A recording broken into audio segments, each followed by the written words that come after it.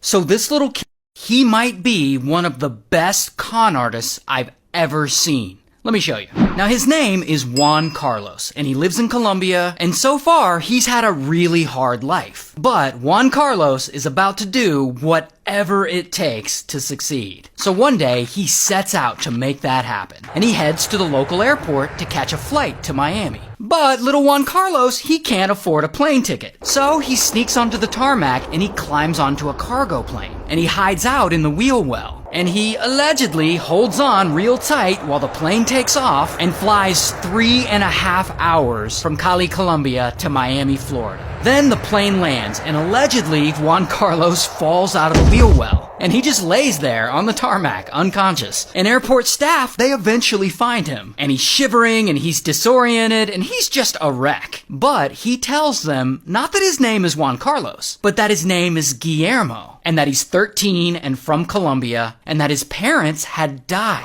And that he doesn't have anyone else, so he fled to America. And his story just blows people away, because they feel sorry for him. And so the local media, they start covering it. Then a police officer in the area, this guy, Lozano, he's driving home one day, and he hears the story on the radio, that they found this 13-year-old kid who had been hiding in the wheel well of a plane. And Lozano is so moved, he goes and he volunteers to be Juan Carlos's temporary guardian, while the state figures out what to do with him. So Juan Carlos goes and he lives with Lozano and his family. And this changes his life. Suddenly, he's not living in poverty anymore. And this middle-class lifestyle feels like wealth to him. And they've got all these nice things, and so he tells himself that soon he's gonna have nice things too. And within a few weeks of living with Lozano's family, Juan Carlos starts stealing, and things around the house go missing. Plus, he's been disappearing for days at a time. And Lozano and his wife, they start thinking that something isn't adding up about this kid. Then, one day, they get a call,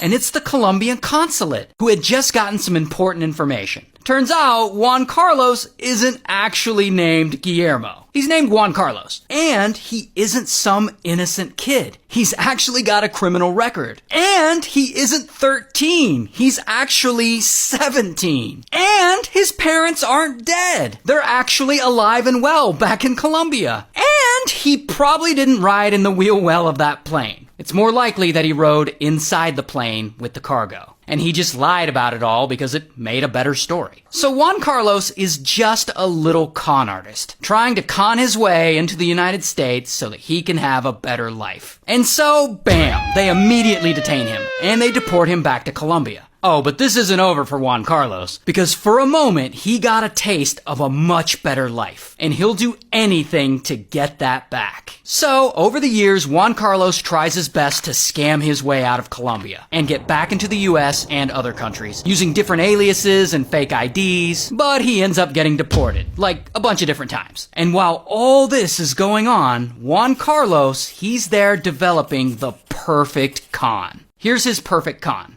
Juan Carlos dresses up real nice, pretending to be a rich man. And he goes into a 5-star hotel, and he tries to make it look like he's a guest there. He hangs out in the lobby and at the hotel bar. He'll chat with the staff a little bit, just to make sure that they notice him. And as he's doing this, he also takes note of other guests. He'll memorize their name, he'll memorize their room number. Then he'll go to reception, pretending to be that guest. And he'll say that he lost his room key. And reception, they'll recognize him like, oh, this guy, he's been hanging out in the lobby for a few days. Of course he's a guest here. So the hotel will let him in the room. And while he's there, he'll steal money and credit cards and jewelry and whatever he can get out of the guest's luggage. Then, to make it worse, he'll then call the hotel security desk and tell them he's locked out of his safe. And security, they'll come up to the room and they'll open the safe for him. And they don't question anything because he's already in the room. So of course they think it's his room. So then Juan Carlos takes everything from the safe and he leaves the hotel, a slightly richer man. And this con works. In fact, it works really well for him. So Juan Carlos does it repeatedly, hotel after hotel after hotel,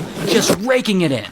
Until one day in London, boom, he gets arrested for using a credit card he had stolen. But Juan Carlos, he's ready for this. He's been thinking about it a while, and he gives police a fake name and he skips bail and leaves town. And then a year later, he's back in London, pulling off his same con, and then bam, he gets arrested again for using another stolen credit card. This time, he gives them a different fake name and a fake ID. And he ends up getting off with a small fine because they don't realize he's the same guy they arrested the year before. So Juan Carlos continues with this pattern. He travels the world using fake names, fake IDs, and robbing hotels. But a few years later, he makes his way back to London again. And there, he hits 4 more hotels and leaves with over $100,000 worth of cash and jewelry. Now, at this point, a couple of London detectives have started to take notice. This detective, Swindells, and this other detective, Plowman. So Swindells and Plowman, they've started to piece a lot of this together. And they end up connecting a bunch of these robberies back to the thief, Juan Carlos. Meanwhile, old Juan Carlos, he's already fled. He's living the good life. He's got money, he's got clothes. He finally has nice things like he's always wanted. But it's just not enough. So Juan Carlos keeps going. And within a couple of years, he ends up in Las Vegas, where he pulls off his infamous scam and he ends up stealing $350,000 worth of cash and jewelry. And one of the hotel rooms he robs is allegedly Celine Dion's room. So